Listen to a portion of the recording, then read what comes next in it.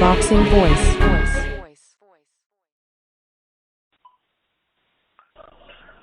So Austin, man, we got to see you Friday night versus Dawson. We had a bit of a scare with the two knockdowns, man. Were you as surprised as we were?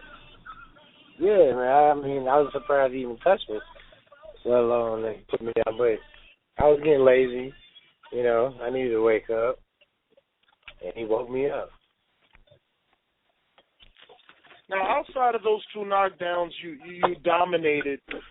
Do you feel that those two knockdowns are going to overshadow your overall performance? I mean, it depends on who you ask. You know, if you ask most of the boxing critics, probably does. You know, but if you ask the fans of the game, they let you know, shit happens. Didn't Sugar Ray Leonard get knocked down in his comeback fight? I mean, I'm just asking the questions. Yeah, but well, the thing is this, right? And I gotta just say that we were expecting this to be, like a comeback fight, a tune-up where you're meant to look good, and if your opponent, does what he was able to do, you have to expect some naysayers, Right. Well, again, I thought he was a strong fighter. I knew he was a strong fighter. He got 26 knockouts, which is the same amount of wins that I have total, and 40 wins. So we knew he was strong, and he was. Not like we were sleeping on him. He just called me with a good shot.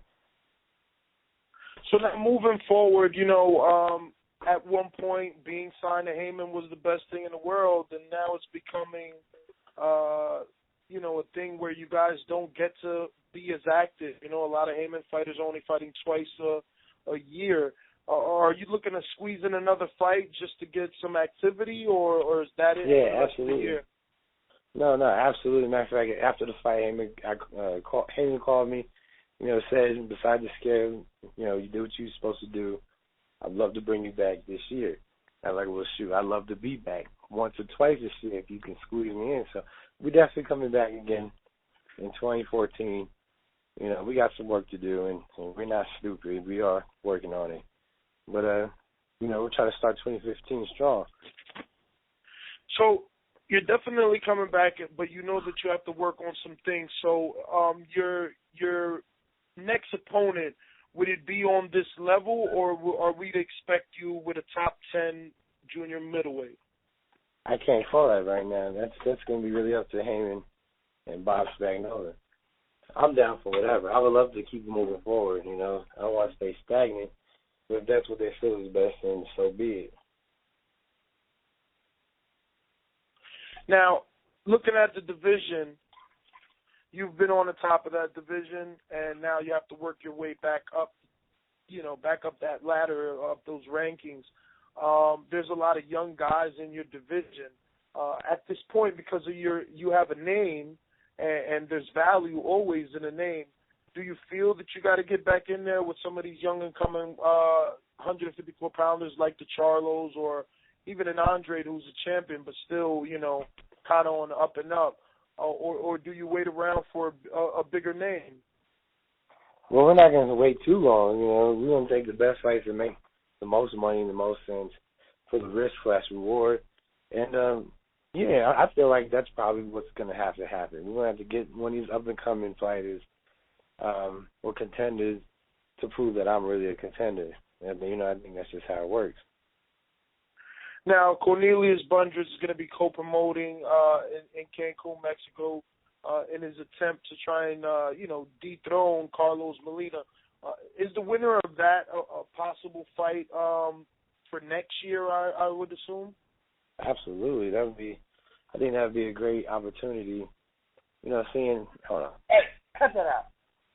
Seeing that not only do they have a belt, but, I'm not saying it would be a step up from what I had Friday. We're not quite, a barn burner. I won't have to necessarily be to the top best quite yet. You know what I mean? It's not the tip of the iceberg. It's not like a Lara Canelo, but it's still, you know, a big name type of fighter with the belt. So I think that'd be a perfect move. Now, Molina having such an awkward style, there's not too many people that would, you know, are going to assume that he's going to lose. So the fact that doesn't have an active visa and can't get back to the United States, you're no stranger to Mexico, so you wouldn't be against that.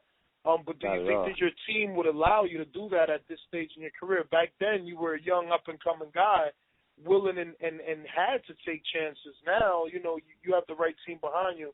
You don't necessarily have to make those leaps of you know, faith anymore. Well, I'm absolutely up to it. You know, I can't speak for the team. I don't see why they would be too against it.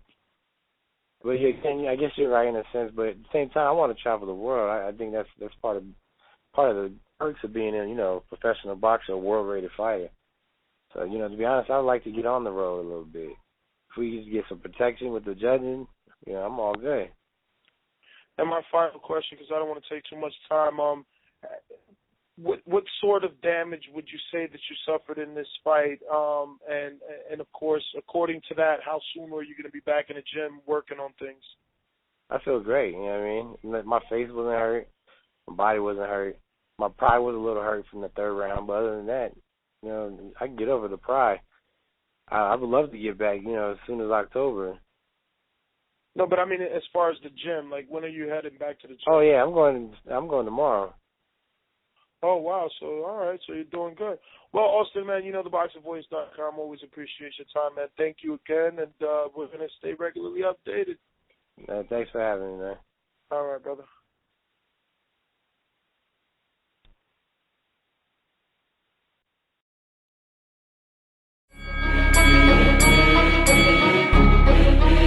The Boxing Voice.